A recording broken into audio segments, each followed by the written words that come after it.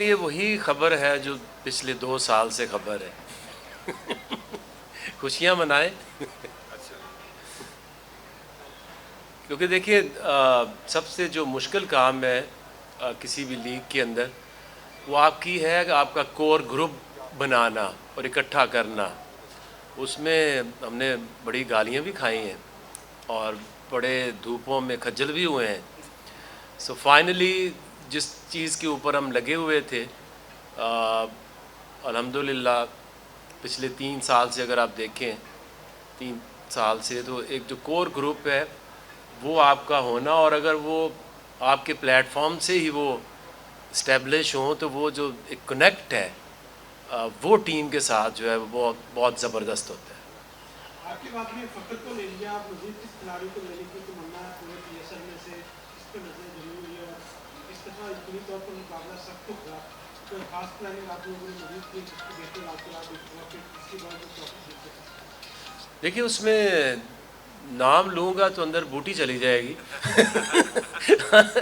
آپ کو یہ بتا سکتا ہوں کہ دیکھیں سب سے پہلے آپ نے جو آپ کی ٹاپ پکس ہوتی ہیں اس میں آپ نے اپنی فائنل 11 بنانی ہوتی ہے، جو گیپس ہیں ان کو آپ فل کرتے جاتے ہو۔ جب آپ کی ٹیم بن جاتی ہے تو عموماً آپ اس کو نا سلور کی ایک آدھی پک میں اپنی ٹیم 11 کمپلیٹ کر لیتے ہیں۔ اس کے بعد پھر آپ نے جانا ہوتا ہے اپنے بیک اپس کے اوپر، کیونکہ یہ بہت جلدی میچز ہوتے ہیں۔ جیسے لاہور کے جو ہے پہلے 10 دن میں 6 میچز ہونے ہیں، تو اس میں آپ کے پاس آپشن ہونی بہت ضروری ہے۔ آل راؤنڈر ہے تو آپ کے پاس بیک اپ میں بھی ہو اس کا ریپلیسمنٹ۔ فاسٹ بولرز کے لیے تو بہت ضروری ہوتا ہے بیک اپ رکھنا، اور سب سے امپورٹنٹ ہوتا ہے آپ کا امرجنگ پلیئر، کیونکہ وہ تو آپ نے ایک کھلانا ہی کھلانا ہے۔ تو یہ بڑا کریٹیکل ہوتا ہے، اور جہاں تک ہم بڑے کمفرٹیبل ابھی تک چلے آ رہے ہیں سٹارٹنگ فرام حارث رؤف، ہمارا اپنا ہی ٹرینڈ ہوا امرجنگ آتا ہے، اس کو پتہ ہوتا ہے جس طرح سے وہ ٹرینڈ ہو رہا ہوتا ہے کہ کیا ریکوائرمنٹ ہے، کیا اس کا فوکس ہونا چاہیے اور کیا رول اسے جا کے ٹیم میں ملے گا۔ آکے بھائی راشد خان کے حوالے سے کہ وہ شاید نہ آ سکے کے حوالے سے، تو کیا کمبینیشن افیکٹ ہوگا آپ کا؟ اور دوسرے وانڈر ڈوسن کو آپ نے لیا ہے تو ان کی جو ورلڈ کپ میں پرفارمنس تھی اس کو دیکھتے ہوئے لیا یا کوئی آؤٹ آف دا باکس آ کے آپ نے لوریوں کو سرپرائز کی؟ نہیں دیکھیے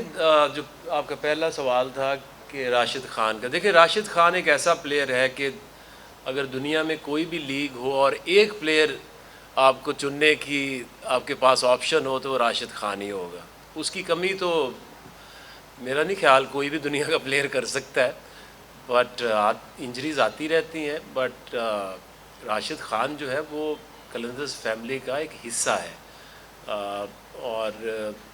گیم سے بڑھ کے کوئی چیزیں ہوتی ہیں۔ سو آئی تھنک ابھی نہیں کھیلے گا، اگلے سال کھیل لے گا۔ تو دوسری چیز آپ نے پوچھی ڈوسن کے بارے میں، تو دیکھیں سب سے امپورٹنٹ ہے آپ کی بیلنس ٹیم کا، کہ آپ کو 4 نمبر پہ ایک پلیئر چاہیے، پھر آپ کو اس طرح سے نمبرز آپ پورے کرتے ہیں۔ نام ایٹ ٹائمز میٹر نہیں کرتے، بٹ ڈوسن نے جس طرح کا وہ ایکسپیرینس پلیئر ہے اور جس طرح سے اس نے پرفارمنسز دی ہیں، آئی تھنک ہمارے لیے تو یہ ایک بیسٹ پک جو آپ کہہ سکتے ہیں وہ ڈوسن کی ہے۔ آپ کی یہ کیمپین تھی اور بھرپور طریقے کو آپ نے اس کو بیک بھی کیا، شاہین افریدی آخرکار جو ہے وہ T20 قومی ٹیم کے جو ہے وہ کپتان بن گئے۔ اب آج جو فیصلہ ہوا، جو اعلان ہوا کہ ٹیسٹ ٹیم کے نئے کپتان ہیں، تو ان کے لیے کیا کہنا چاہیں گے، اور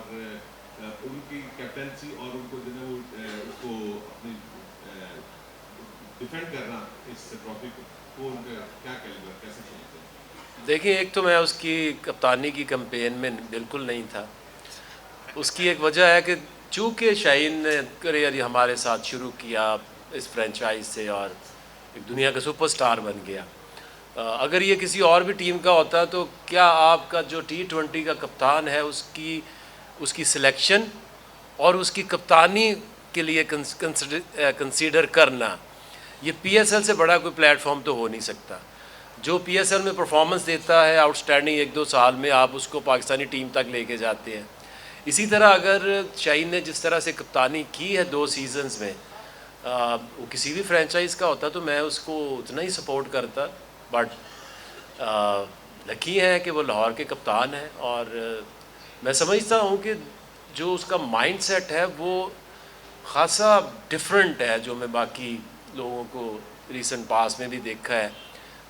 کیونکہ کپتانی کے لیے جب اس کو کپتان ہم نے بھی بنایا تھا تو بہت سارے لوگوں نے یہ کہا تھا کہ اس ایج میں اس کو کپتان بنا کے اس کی گیم خراب نہ یہ ہو جائے، اس کی بالنگ نہ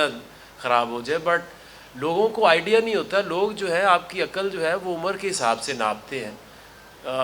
حالانکہ جو گیم سینس ہے، جو آپ کی انٹیلیجنس ہے، وہ اس کا ایج سے کوئی تعلق نہیں ہے، کئی لوگ بڑی جلدی زندگی میں میچور ہو جاتے ہیں، اور جب ہم نے کپتان بنایا تھا 5ویں سیزن میں سہیل اختر کو، تو اس کے ساتھ تب سے شاہین کو وائس کیپٹن بنایا تھا، 2 سال وہ ایز وائس کیپٹن بھی انہوں نے کام کیا، اور پھر آئی تھنک جس طریقے سے اگریسو مائنڈ سیٹ ہے، اور honesty is very very important for any captain, کہ جو آپ کی جو گروپ ہے آپ کا، جو آپ کی ٹیم ہے، اس کے اندر اگر آپ آنیسٹی کے اوپر فیصلے کریں گے، آپ lead from the front with your performance کریں گے، اور سب پلیئرز کو لے کے چلیں گے، سپورٹ کریں گے، تو وہ کپتان جو ہے وہ کامیابی اس سے کوئی زیادہ دور رہ نہیں سکتی۔ کہ بھائی آپ نے جس طرح سے خدمت کرکٹ کی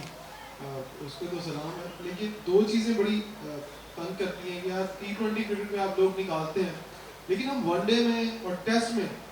کیوں لاہور کے اندر ایسا ٹرین نہیں کر کے بھیجتا کہ یار وہ ٹیسٹ اور ون ڈے کے لیے بھی اتنا ہی تگڑا رہے؟ حارث اور کی حالت جو ابھی مثال آئی ہے کہ اس نے کہا جی میں نہیں کھیلنا ٹیسٹ کو، تو یہ کب تک یہ چیزیں چلیں گی کہ ہم ان کو لانگ ٹرم کرکٹ بھی سکھائیں؟ اوبیسلی یہ پاکستان کرکٹ بورڈ کا کام ہے، لیکن کیونکہ آپ دکھ درد رکھتے ہیں پاکستان کے لیے تو کوئی مشورہ ہی دیتے کہ بھائی جان یہ بھی کام کر لیں، ساتھ ہی آپ شروع کر دیں۔ دیکھیے اس میں بات یہ ہے کہ آپ کی جو یہ لانگر فارمیٹ ہے، اس کا بہترین اس کو سیکھنے کا طریقہ تو آپ کی ڈومیسٹک کرکٹ ہی ہے۔